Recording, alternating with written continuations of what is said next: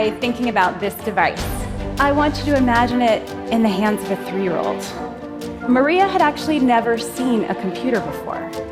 So the first thing I had to do was teach her how to use the mouse. And when I opened up the screen, she moved it across the screen, and she stopped on a character named X the Owl. And when she did that, the owl lifted his wing and waved at her. And Maria dropped the mouse, pushed back from the table, leaped up, and started waving frantically back at him. Her connection to that character was visceral. This wasn't a passive screen experience. This was a human experience. And it was exactly appropriate for a 3-year-old. So I've now worked at PBS Kids for more than 15 years. And my work there is focused on harnessing the power of technology as a positive in children's lives. Kids are surrounded by devices.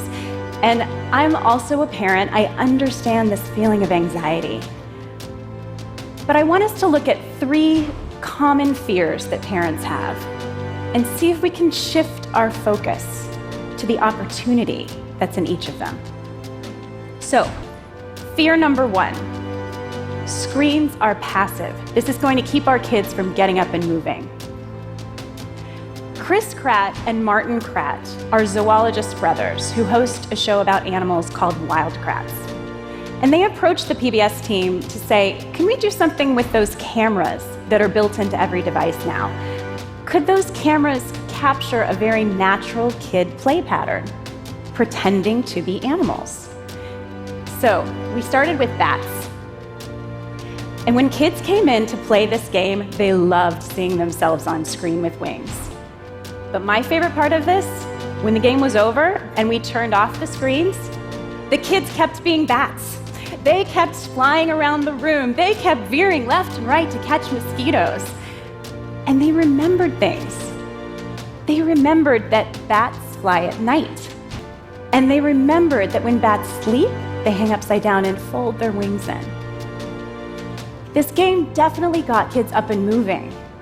But also, now when kids go outside, do they look at a bird and think, how does that bird fly differently than I flew when I was a bat? The digital technology prompted embodied learning that kids can now take out into the world. So, fear number 2.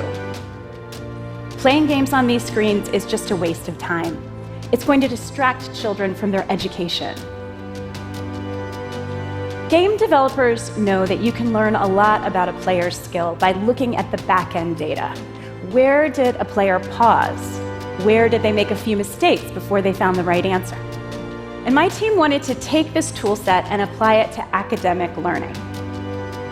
Our producer in Boston, WGBH, created a series of Curious George games focused on math. And researchers came in and had 80 preschoolers play these games. They then gave all 80 of those preschoolers a standardized math test. We could see early on that these games were actually helping kids understand some key skills.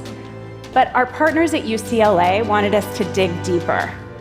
They focus on data analysis and student assessment. And they wanted to take that back-end gameplay data and see if they could use it to predict a child's math score. So they made a neural net. They essentially trained the computer to use this data. And here are the results. This is a subset of the children's standardized math scores. And this is the computer's prediction of each child's score based on playing some Curious George games. The prediction is astonishingly accurate, especially considering the fact that these games weren't built for assessment. The team that did this study believes that games like these can teach us more about a child's cognitive learning than a standardized test can. What if games could reduce testing time in the classroom? What if they could reduce testing anxiety? How could they give teachers snapshots of insight to help them better focus their individualized learning? So the third fear I want to address is the one that I think is often the biggest, and that's this. These screens are isolating me from my child. So let's play out a scenario.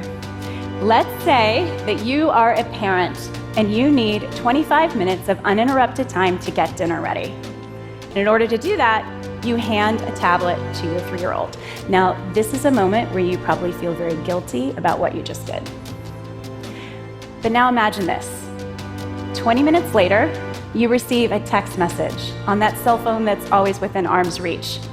And it says, Alex just matched 5 rhyming words. Ask him to play this game with you. Can you think of a word that rhymes with cat? Or how about ball? In our studies, when parents received simple tips like these, they felt empowered. They were so excited to play these games at the dinner table with their kids.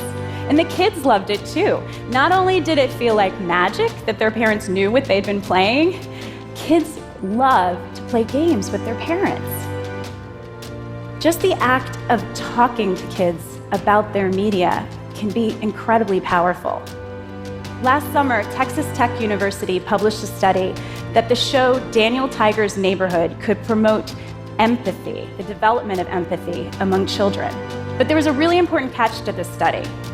The greatest benefit was only when parents talked to kids about what they watched. Neither just watching nor just talking about it was enough. It was the combination that was key.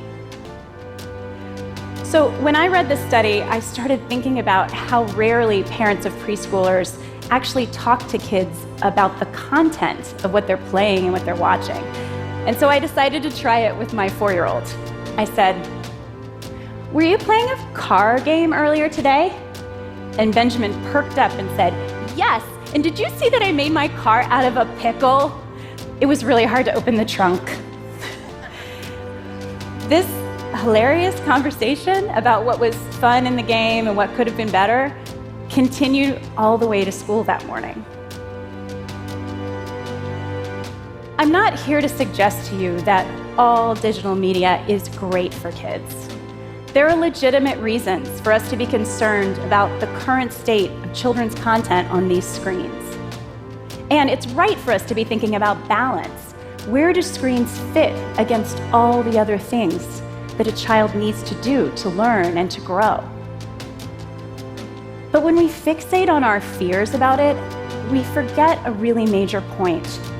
And that is that kids are living in the same world we live in, the world where the grown-ups check their phones more than 50 times a day. Screens are a part of children's lives. And if we pretend that they aren't, or if we get overwhelmed by our fear, kids are never going to learn how and why to use them. What if we start raising our expectations for this media? What if we start talking to kids regularly about the content on these screens? What if we start looking for the positive impacts that this technology can have in our children's lives? That's when the potential of these tools can become a reality. Thank you.